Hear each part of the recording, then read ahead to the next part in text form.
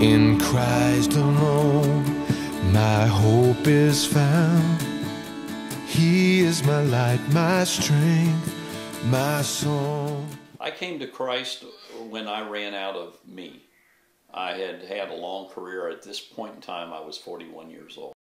A career of drinking and all the behaviors that go along with excessive drinking.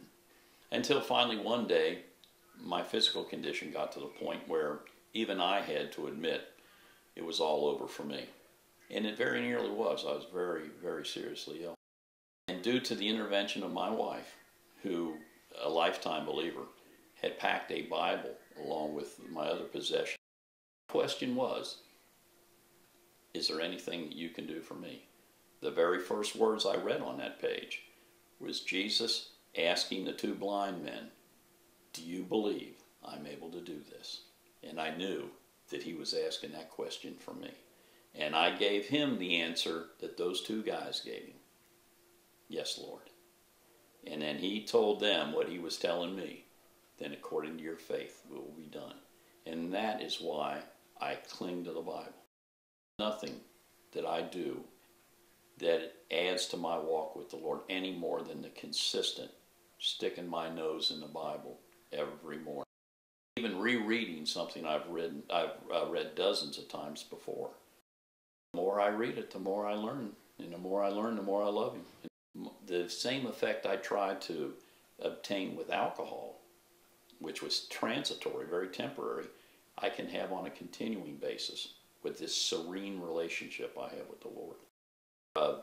Passages in the Bible that I had to read more than a dozen times before they became meaningful.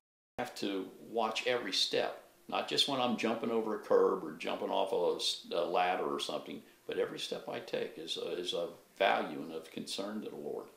I thought I was giving something up. No, I was getting rid of something, not giving it up. I was getting rid of something, and in return, I got this serenity that you were talking about, or I was talking about, a peace really that does pass understanding. First of all, pray before you read. Always pray before you read, not afterwards, and ask the Lord to open the Word to you. Believe you me, one of the most overused expressions is, hey, any question can be answered in the Bible. Matt, any question can be answered in the Bible.